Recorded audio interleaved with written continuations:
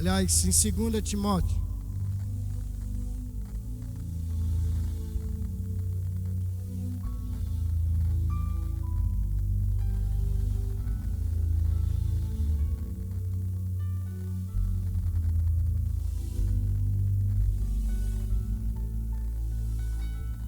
Aleluia. 2 Timóteo, capítulo 2, versículo 15.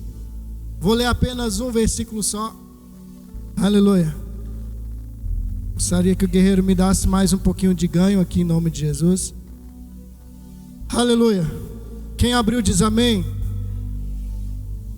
Diz assim, passo a ler: procure apresentar-se a Deus aprovado, como obreiro que não tem do que se envergonhar, que maneje corretamente a palavra da verdade. Amém? Curva a sua cabeça e ore comigo. Senhor meu Deus e meu Pai, nesta noite estamos juntos nesse lugar, porque sabemos que o Senhor meu Deus nos trouxe aqui. Juntos nós estamos aqui para te adorar, porque nossas condições humanas nós estaríamos em outro lugar. Mas esta reunião foi o Senhor que nos trouxe. Foi esta reunião que o Senhor nos trouxe, porque nós sabemos que algo o Senhor tem a falar conosco, meu Deus. Em nome de Jesus. Em nome de Jesus. Podem sentar em nome de Jesus. Hoje eu trago em meu tema que diz a importância da teologia para a igreja. É uma parte de um trabalho de faculdade que eu fui incumbido de fazer, trazendo a mensagem para a igreja, filmando, gravando e depois lançando num site para que a faculdade possa ver. Ou seja, tudo que eu estou dizendo aqui hoje está sendo filmado para que seja passado para essa instituição, para que ela possa estar me avaliando. Então hoje não estou sendo só avaliado por Deus, também vou ser avaliado pela faculdade. Para a honra e glória do nome do Senhor Jesus, antes de entrar na minha mensagem, eu gostaria de contar uma história de um menino de 33 anos, 32 para 33 anos, que um chamado a qual o Senhor tinha desde quando eu nasci, porque muitas vezes já ouvi Deus falando: eu te escolhi no ventre da sua mãe. Jamais passou pela minha mente de um filho de 6 crianças. Entre esses 6, desses 6 seria o ministro da palavra do Senhor. Entre esses 6 eu jamais pensaria que um dia eu estaria em um púlpito trazendo uma mensagem.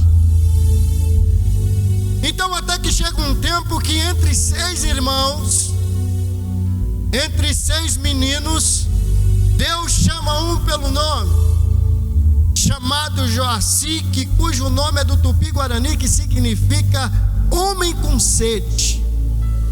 Significa que este homem tem sede de alguma coisa, de um algo. E em mim tenho sede de Deus, tenho sede da palavra, tenho sede de justiça, tenho sede do evangelho. Quem diria que um menino entre 6, pequeno, porque eu sou baixo, eu tenho 1 metro e no máximo 1,70 m.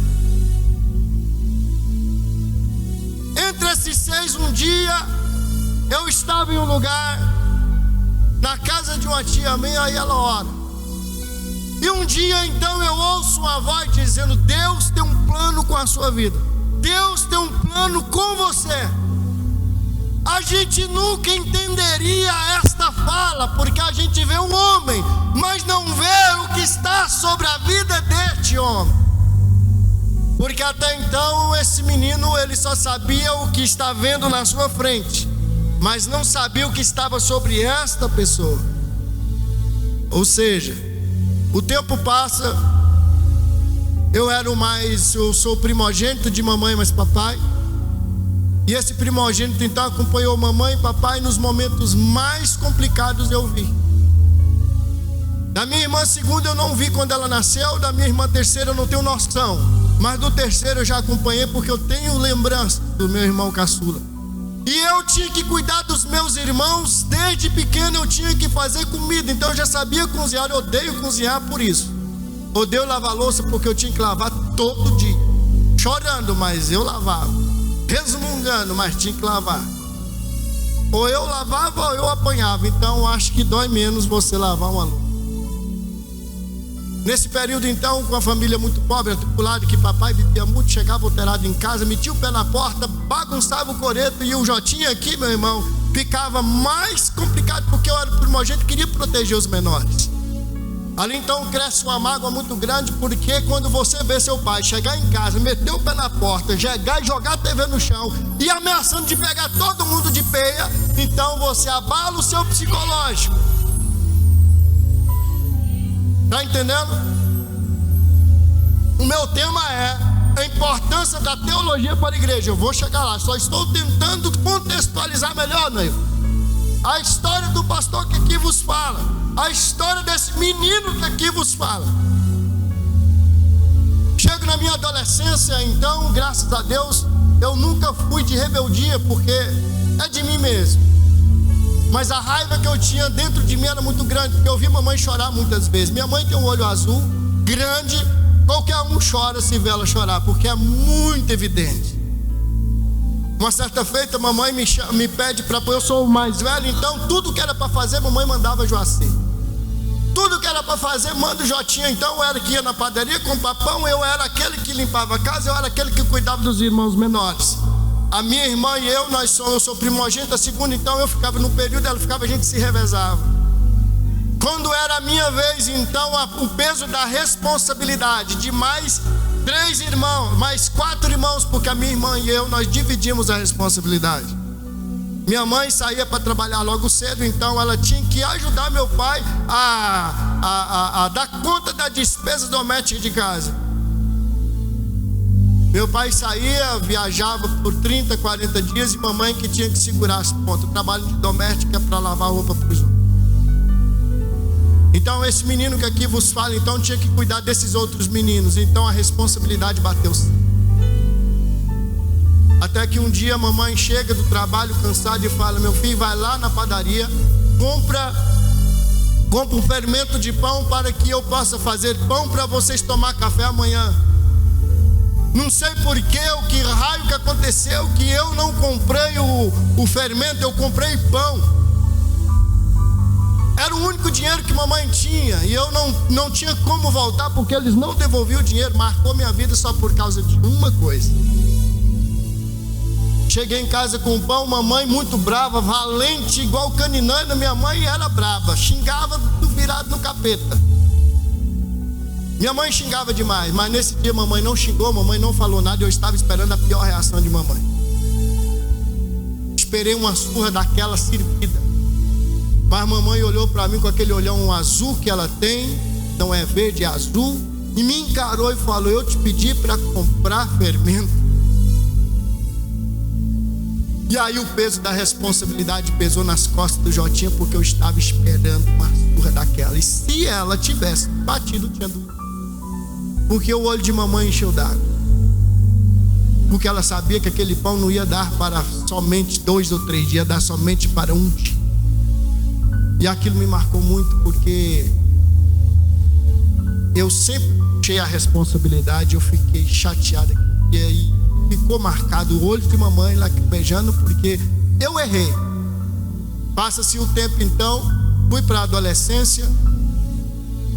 E rapidamente eu comecei a engrenar nas instituições religiosas, com folia, com reza, porque minha família é muito religiosa, católica. Então me entreguei de corpo e alma nisso.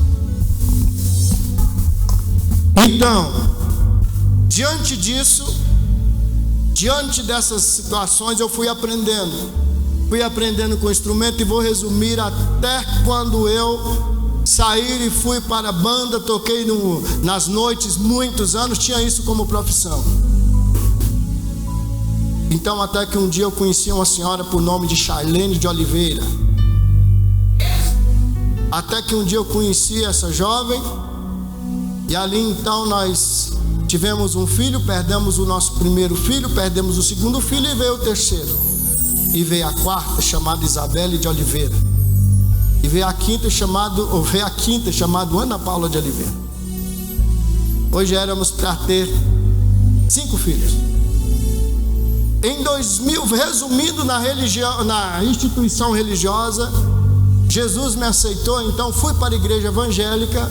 De lá para cá começamos aí então uma nova intimidade, um novo conhecimento com Deus. Mais ou menos com 15, 16 anos na presença do Senhor, e aquele chamado ardendo, porque um dia Deus tinha algo para a minha vida em liderança. Estava eu numa instituição religiosa, porque nós voltamos para essa mesma instituição religiosa. Conheci uma galera. Na terceira volta para essa instituição, reuniram-se comigo numa célula, num culto em casa. Reuniu-se comigo o diácono Rubens, diaconisa Mauricélia, diaconisa Elza e alguns outros irmãos na minha casa fazendo célula. Até que um dia Deus começou a arder em minha alma com algo muito forte, que era ser pastor de ovelhas. E chego num lugar para orar, e um senhor chega para mim, ora em mim e fala assim: o homem não te reconhece, mas hoje Deus está derramando sobre a sua cabeça a unção pastoral, e a partir de hoje a sua vida não será mais a mesma. E daquele dia para cá, a minha vida, a vida da pastora foi um ribuliço.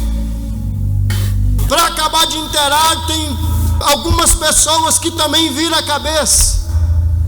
Quem é que vira a cabeça? Vira a cabeça o senhor de diácono Rubens, Mauricélia e a diaconisa Elza.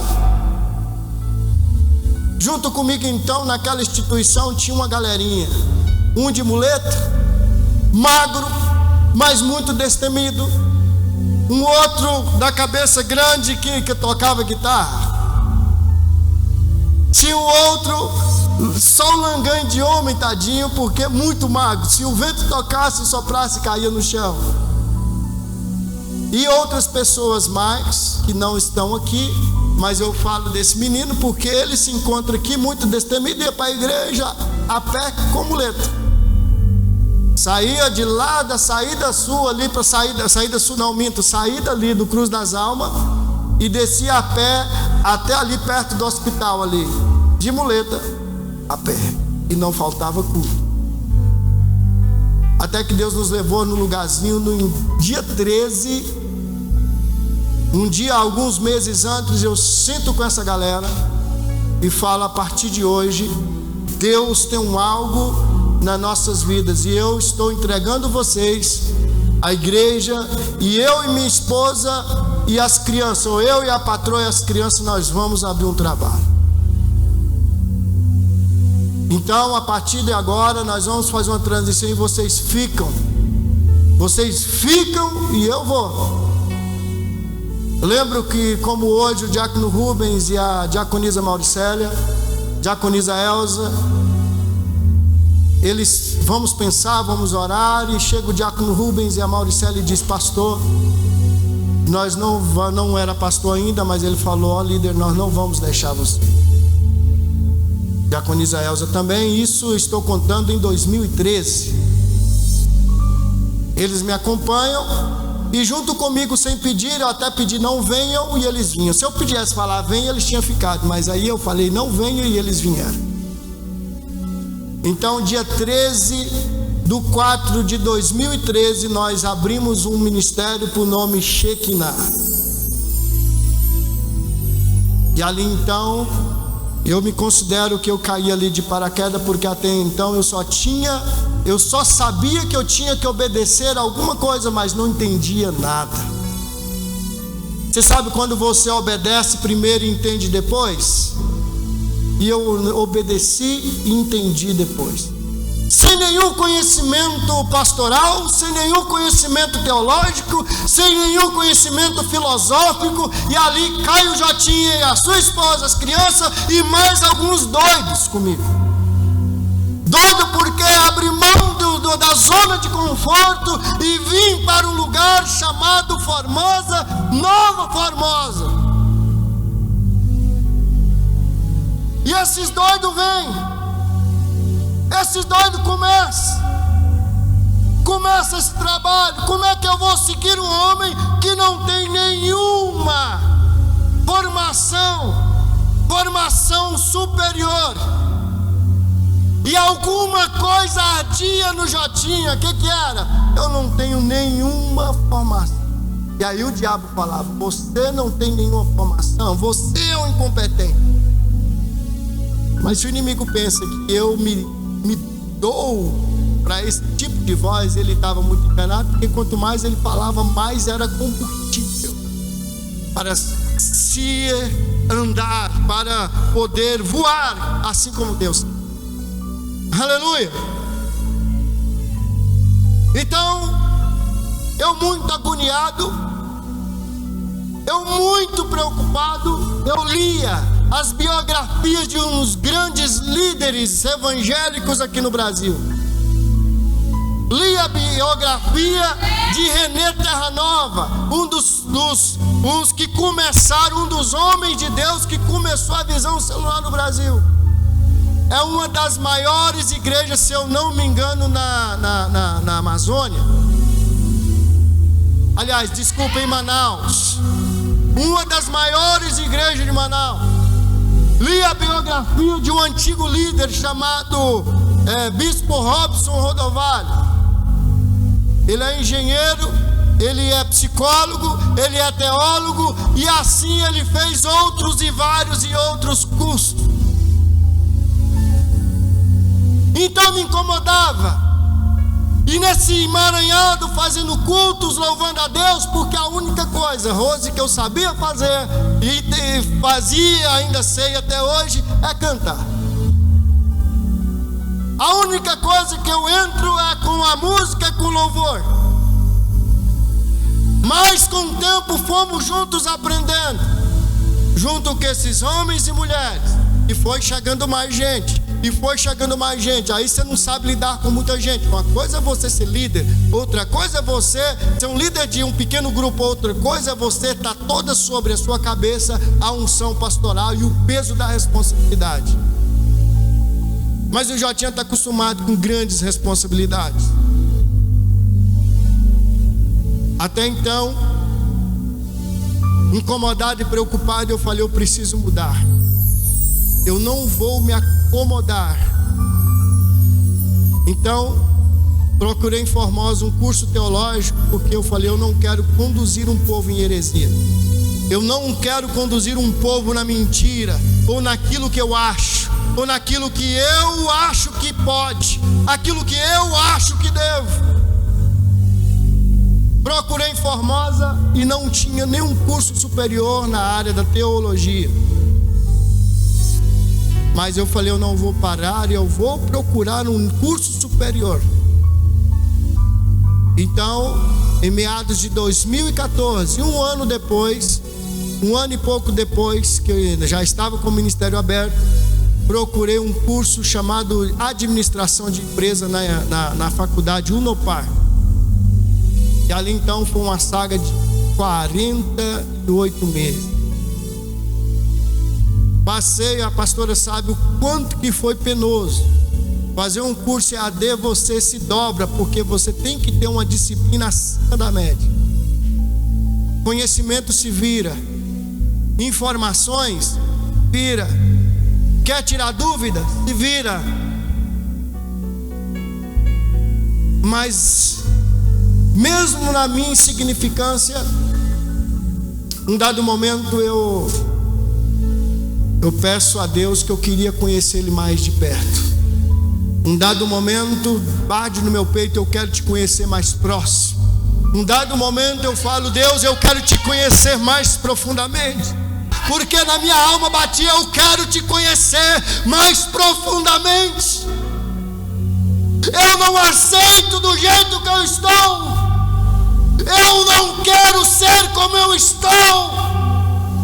Eu não quero ficar na leiguice. Eu não quero ficar na minha mente, eu quero mais de ti. E esse menino que aqui vos fala sobe para o monte. E aí eu começo uma saga de 40 dias sozinho, só eu e Deus. Orando, e a expectativa, você sabe que quem vai orar, ele quer resposta, sim ou não? Quer resposta. A gente quer resposta. A gente quer falar hoje e Deus responder agora, Natiele. Nós queremos falar com Deus agora, Neiva, e queremos a resposta agora, por causa da nossa ansiedade, por causa que o nosso coração quer tudo para ontem, como se Deus fosse um serviçal, como se Deus tivesse feito tudo e para todos ao meu bel prazer. É como se Deus fosse um mordomo. É como se Deus fosse um serviçal. É como se Deus fosse um escravo, que eu peço, Ele me dá. Eu chamo, Ele vem. Eu mando, Ele vai. Eu determino e Ele obedece. Quando vem a expectativa, eu estou orando, o Senhor está vendo. Eu estou te buscando e o Senhor está vendo. Chega um tempo, nos primeiros 5 dias, Deus não fala nada comigo. Eu falo, eu quero te conhecer. O Senhor vai ter que se apresentar de alguma forma. Eu quero te conhecer. Eu quero te conhecer. Silei, com 10 dias, nada. 15 dias, nada. Você sabe que quando a gente fala, você já imaginou quando... Você já imaginou na sua casa, você chama seu esposo uma vez, ele não diz nada. Eu imagino a Vanessa, está lá na casa dela, ela está lá fora, o Felipe está lá no fundo e ela grita, ela não ouve nada. Chama a segunda vez, Felipe nada. A terceira vez ela vai chamar já lá no pé da orelha dele. Eu estou te chamando, você não está ouvindo não? Já irada, doida para pegar pela orelha dele, enxergar em algum lugar, porque ele não atendeu ao seu chamado. Com Deus a gente ora uma vez e olha para cima. Ora 2 vezes e olha para cima. Ora 15 dias e olha para cima, e Deus nem está ouvindo. 20 dias, expectativa lá no auge, nada, nada, nem um vento, nada, Rubens, nada. Meu Deus, 40 dias, o último dia, já subo desanimado. A expectativa na tia era assim. Eu lembrei lá em Jó, lembrei da história de Jó. Em Jó 40, verso 6, que Deus responde a Jó num redemoinho, mesmo que seja para confrontar Jó, mesmo que seja para dar chega para lá em Jó. Mas eu queria, nem que sabe, para Deus me enrolar naquele cascaio ali, que eu saísse de lá meio torto, igual Jó, igual Jacó, mancando para um lado, mancando para o outro, brigando com o anjo, mas alguma coisa estava na minha expectativa de acontecer, nem que fosse para lutar com o anjo, mas eu queria, nem que fosse para ser tocado, mas eu queria. Expectativa versus realidade, nada. Entreguei a oração, Rose. Estou descendo dali, uma voz bate no meu coração assim: não tem como me conhecer se não for pela minha palavra. Eu sou Logos, eu sou o Verbo. E me deu uma vontade de chorar naquele momento, porque foi forte. Sabe por quê? porque eu lembrei dos discípulos, lembrei daquele tempo que o povo que seguia Jesus, conhecia Jesus porque viu, e ele diz: abençoado seja aquele que não me conhecer, mas não me ver e vai crer. Bem-aventurado aquele que não me vê, mas vão crer. E ali então, a partir daquele momento, essa palavra mudou a minha vida. Então desci do monte com essa frase, e a partir daí comecei a minha segunda vida acadêmica. E agora estudando, e estou finalizando, esse é o meu último semestre, mas com muita... Você não tem noção, irmãos. Quem está perto comigo sabe que dói. É duro. Tá aqui o Thierry, sabe? Tá aqui os irmãos que já passou, já sentou numa cadeira e sabe que o tanto que é penoso. É doído, mas vale a pena. E hoje eu estou com essa incumbência de trazer essa mensagem para você, e qual a importância da teologia para a igreja. Estudando eu descobri muitas coisas, Rubens. Estudando então eu descobri muitas coisas, Vanessa. A importância da teologia para a igreja, eu fui descobrindo muita coisa. E eu quero trazer aqui apenas uma síntese inerente a esse tema da melhor forma possível, a fim de que todos nós, ou todos vocês, tenham um amplo entendimento,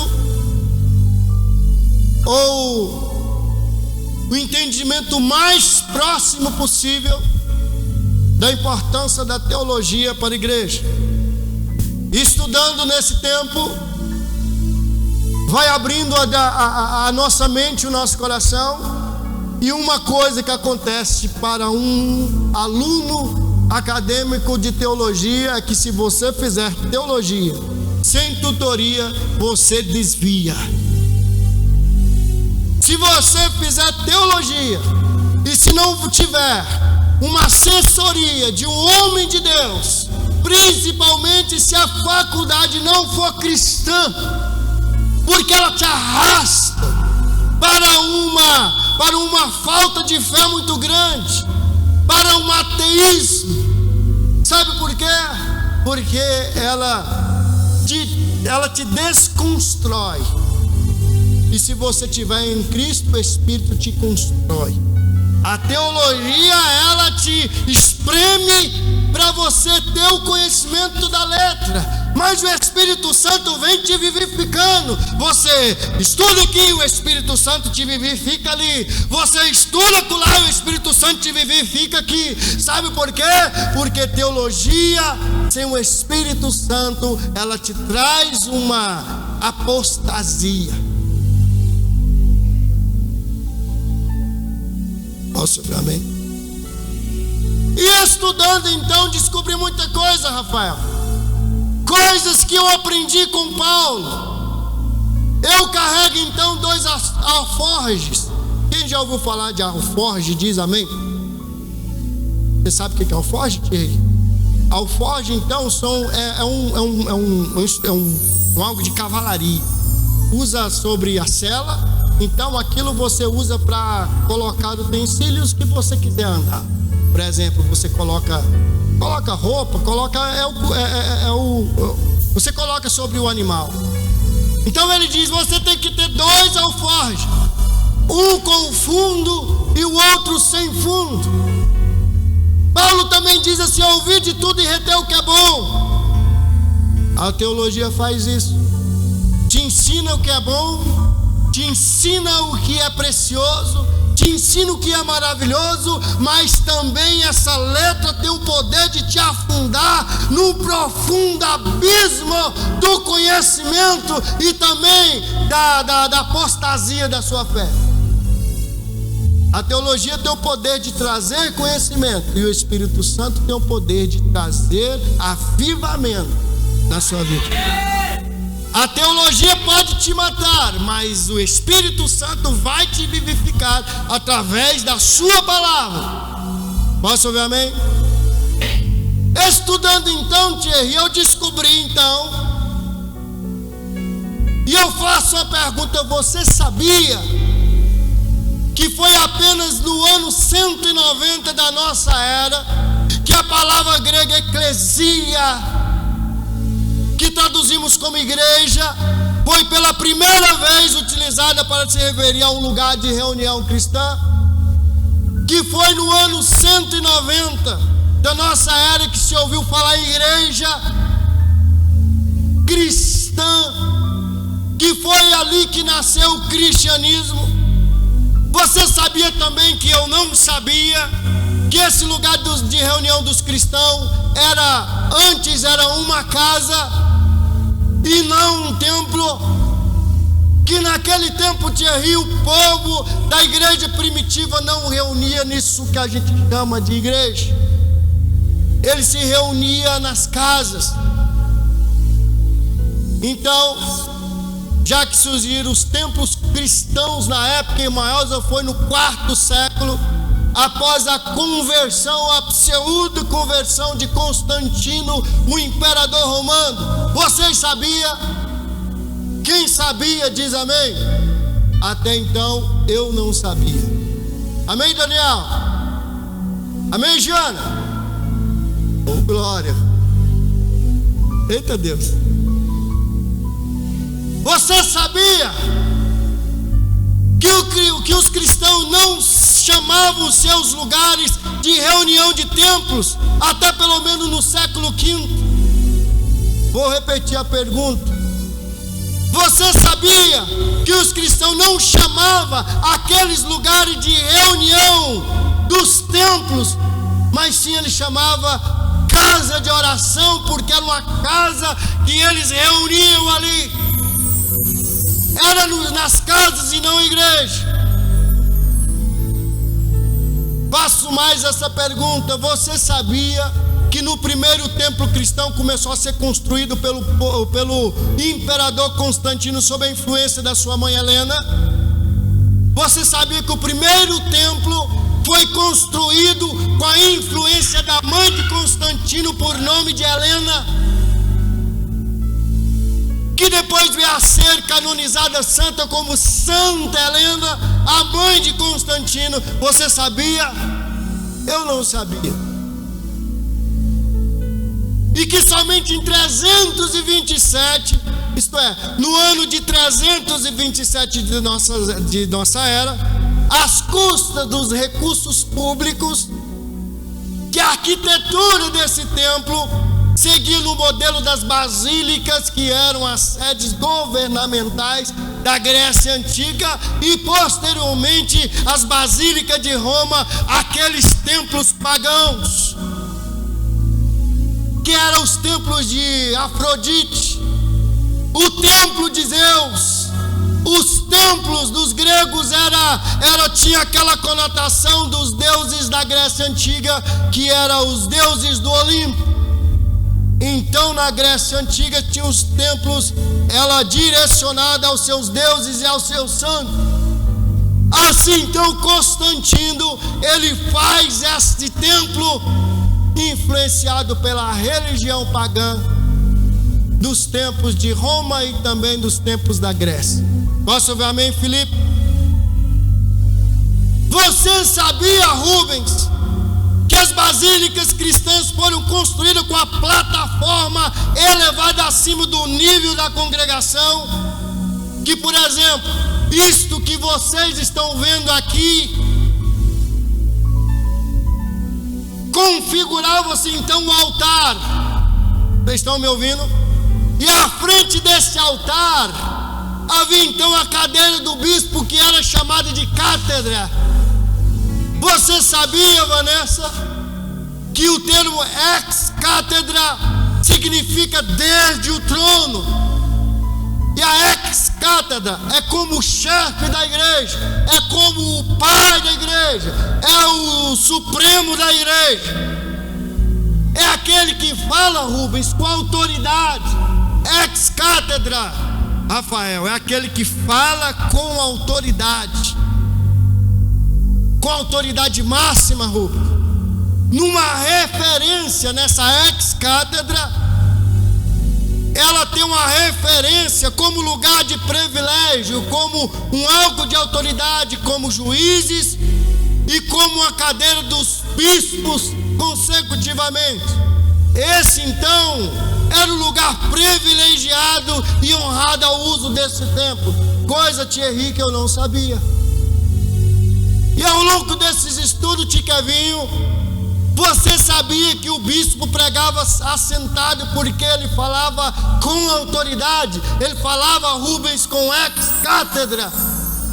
Ele falava sentado ao trono, ele pregava sentado, posicionado de tal maneira que o sol refletia sobre a cabeça dele. Vocês estão entendendo? E quando esse sol refletia sobre a cabeça dele, é porque Constantino, o imperador pseudo convertido a Cristo, ele mesmo depois da sua pseudo conversão, ele ainda adorava o Deus Sol. E com essa adoração ao Deus Sol, ele colocou um local a qual o sol refletia, e o sol batia na cabeça do bispo. Ele entendia que era o próprio Deus iluminando sobre a cabeça do bispo. E ali então ele constituiu aquele homem como o pai da igreja, autoridade máxima sobre a religião do Império Romano. Então ela é a religião, Rafael, aquela religião que ela é a máxima, ela é a religião oficial do Império. Agora já não tem mais os judeus, não tem mais gregos, não tem agora as outras religiões ao redor daquele povo, nem as religiões dos afrodescendentes, não tem mais de raiz africana. Agora é a religião oficial, o cristianismo. Morre todas as religiões, mas ele traz todos os utensílios dos templos pagãos e ali coloca sobre a igreja.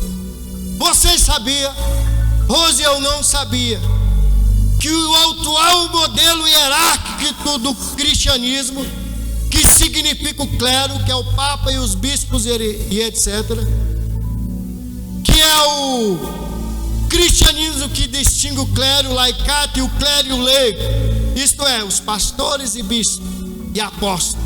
Hoje, inclusive, na igreja brasileira, com essa hierarquia de Constantino já existe. Na igreja evangélica, o pai apóstolo.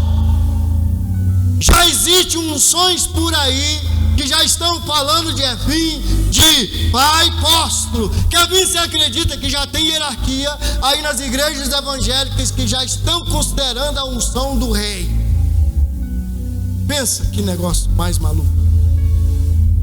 Hoje, inclusive, nós na igreja evangélica, nós carregamos o nosso nessa metodologia constantina ou constantiniana, viu, Rose?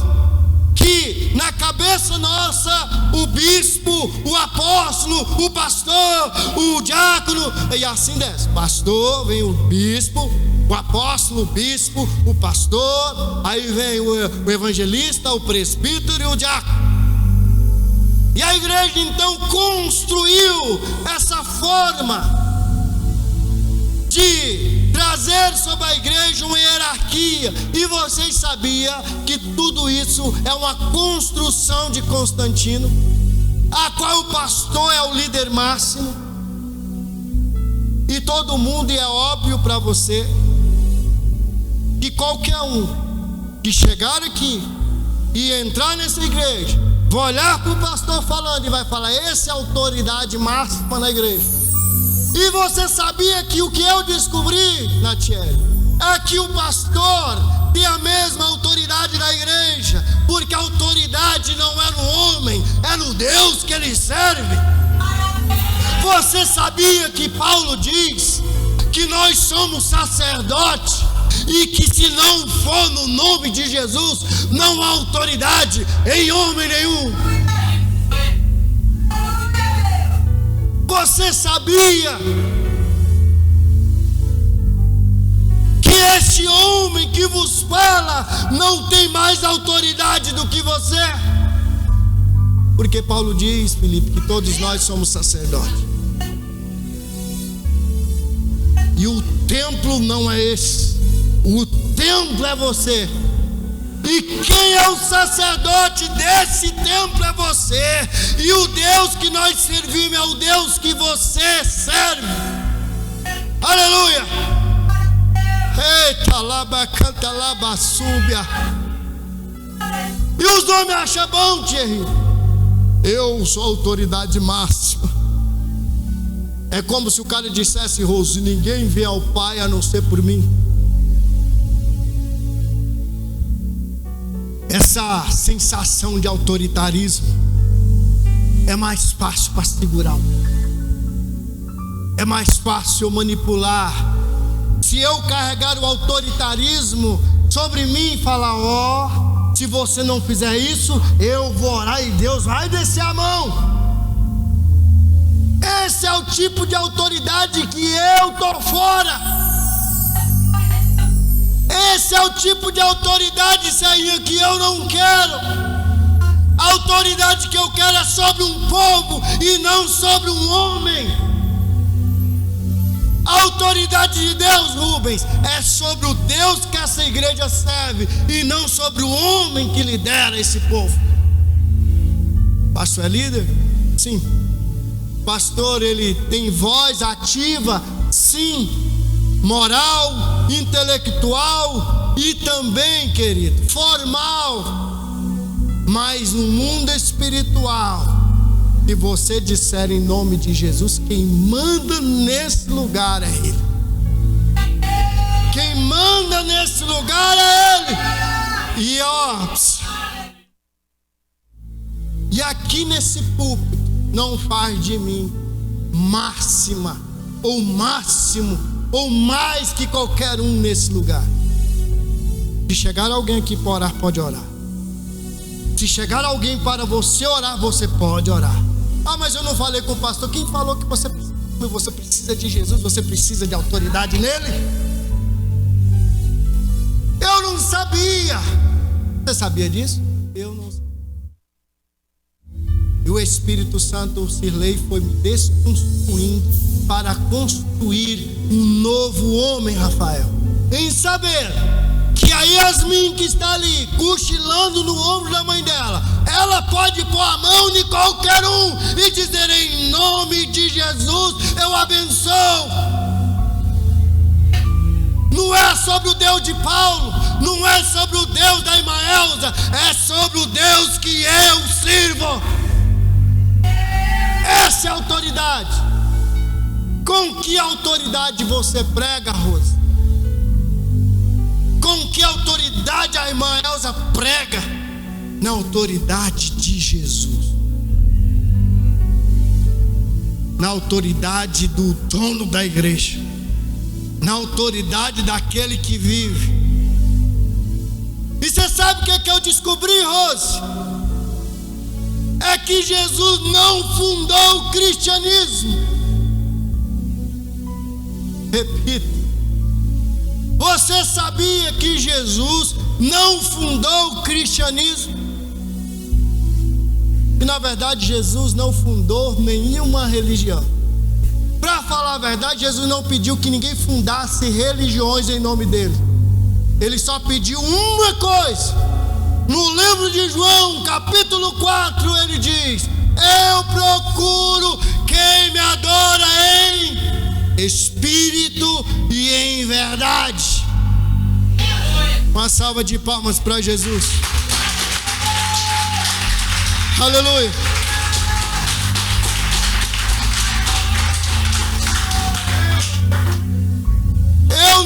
Eu fico me perguntando, Ticavinho, como Jesus entenderia. Já falei sobre isso aqui, Ayuma.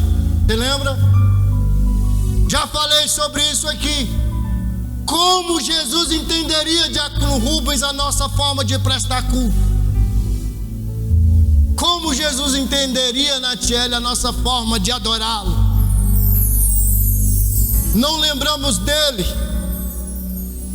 a semana inteira e aqui nós lembramos.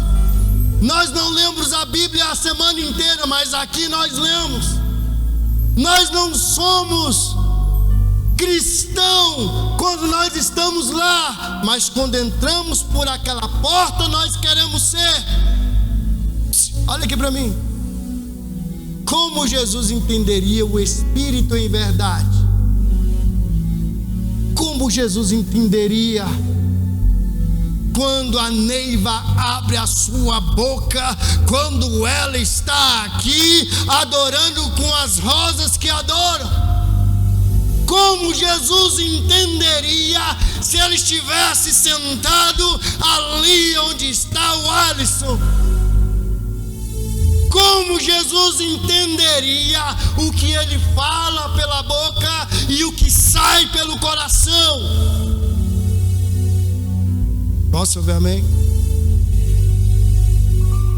E assim nós vamos estudando, e assim, Thierry, nós vamos buscando para entender um pouco, porque Paulo diz no livro de Romanos que não tem como conhecer a mente de Deus. Tem como, Rubens? Existe alguma possibilidade, Vanessa, de estudar a mente daquele que vive, daquele que reina, daquele que é? E um dia chega um jovem preocupado, olha aqui para mim, preocupado, Vanessa, e falou: pastor, um jovem chegou para mim e falou assim que Deus não existe. E eu quis provar que Deus existe, e eu não consegui provar, porque ele disse que Deus não existe, ele é ateu. Eu não tive argumento suficiente para dizer que Deus existe. E aí então eu respondi, para a decepção dele, eu disse: Deus não existe. Aí vocês me perguntam: pastor, de onde o senhor tirou isso? Deus não existe. Deus não existe.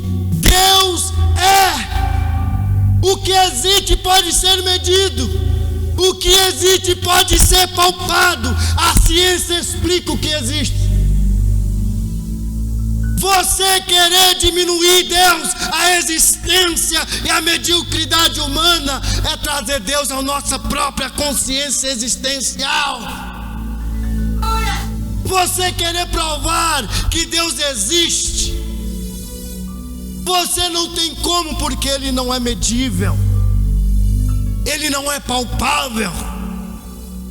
Se alguém te falar: oh, meu Deus não existe, você vai dizer: realmente Ele está acima da existência humana. E os crentes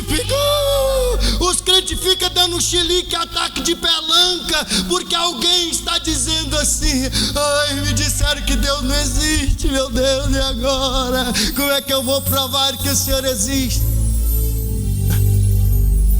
A existência de Deus está muito mais acima do que eu penso, do que você pensa. A existência de Deus está muito acima do que você mede, do que você pega.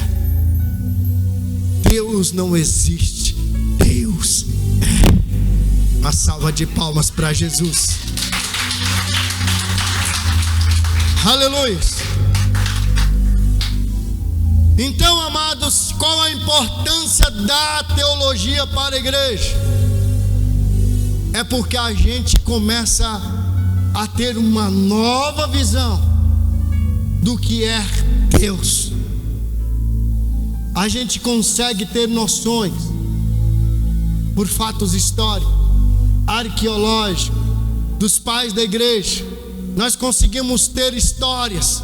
Nós produzimos a Bíblia e a palavra, aquilo que nós conhecemos porque alguém escreveu, inspirado por Deus, obviamente.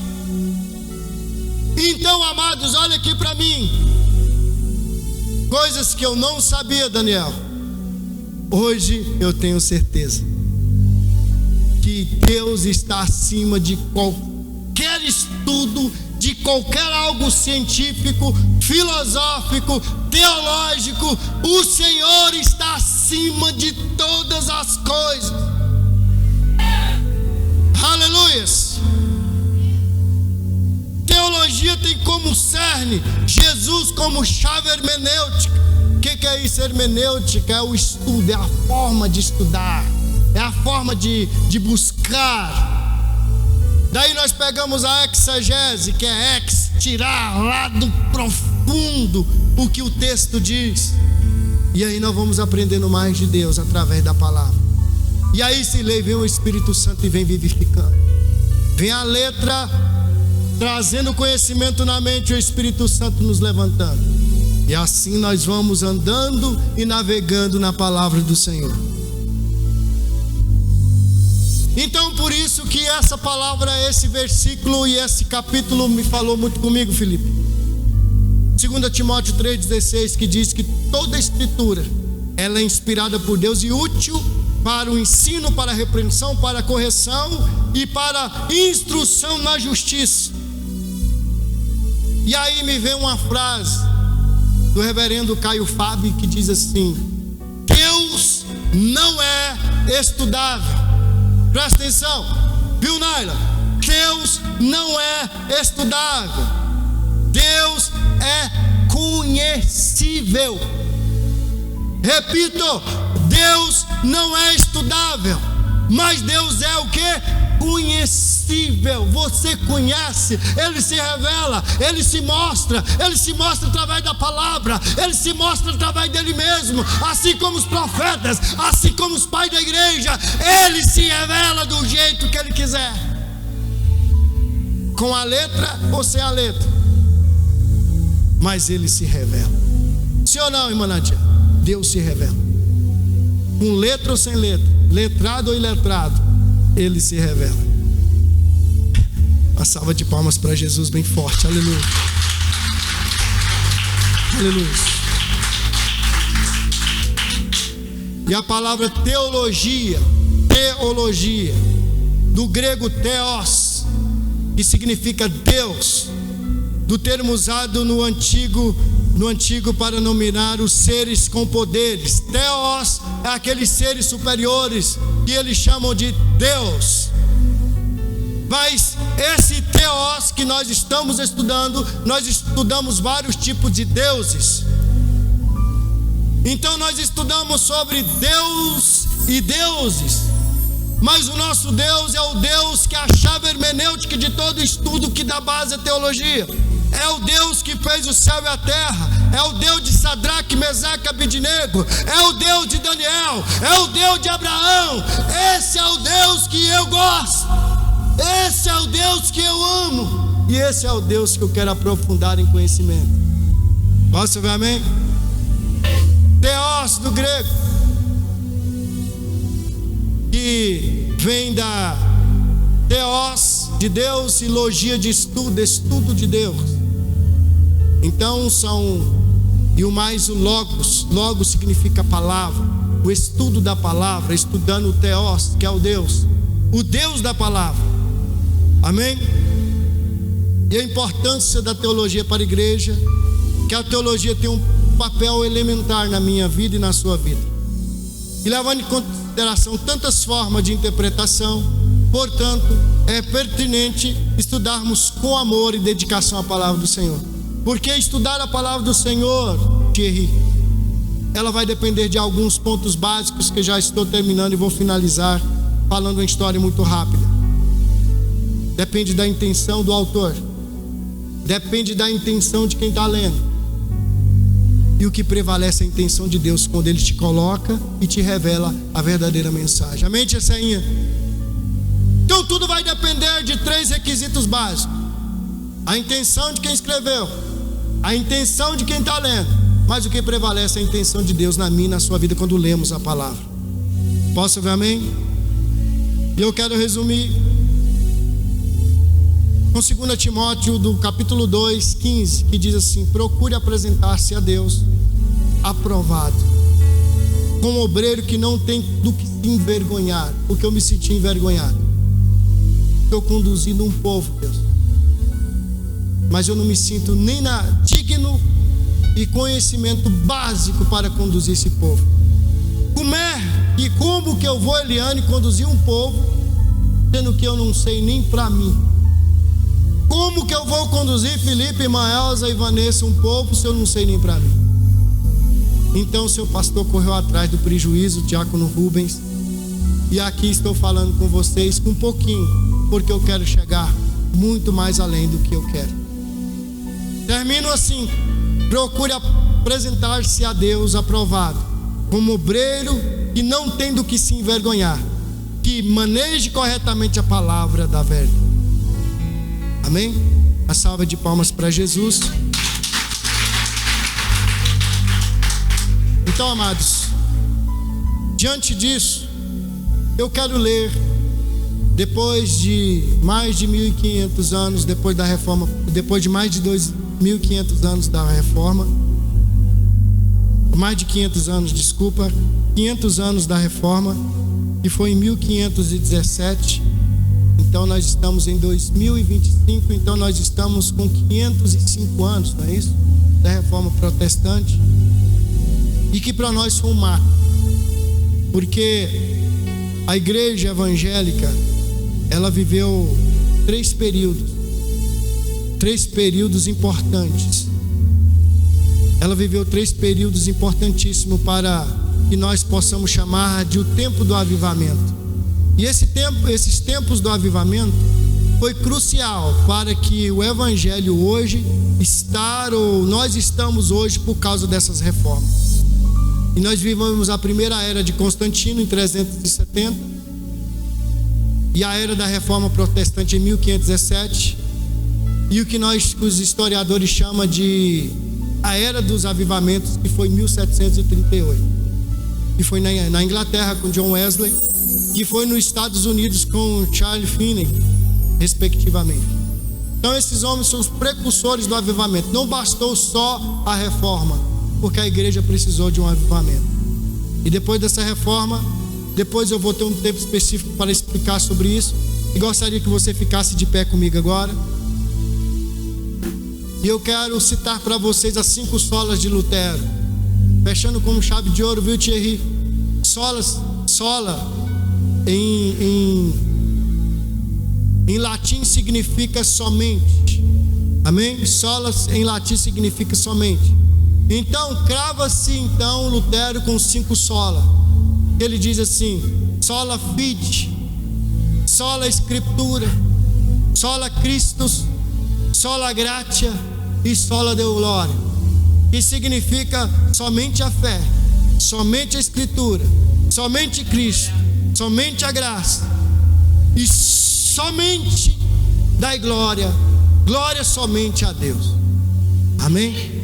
Glória a Deus, aleluia. Curva a sua cabeça, papai querido. Obrigado por estar apresentando esta mensagem para a igreja e para os irmãos que estão nos assistindo ou que vai nos assistir. Obrigado porque o Senhor é bom. Obrigado porque a sua misericórdia dura para sempre. Obrigado porque a tua vontade é boa, perfeita e agradável. E eu te louvo e te agradeço por isso, meu Pai. Em nome de Jesus, eu creio que o Senhor tem muito mais para com as nossas vidas, tem muito mais para conosco. Obrigado, Senhor. Então nós aprendemos aqui hoje, amados, que a importância da teologia para a igreja é trazer o conhecimento e um avivamento estratégico através da palavra e do Espírito. Amém? Uma salva de palmas para Jesus.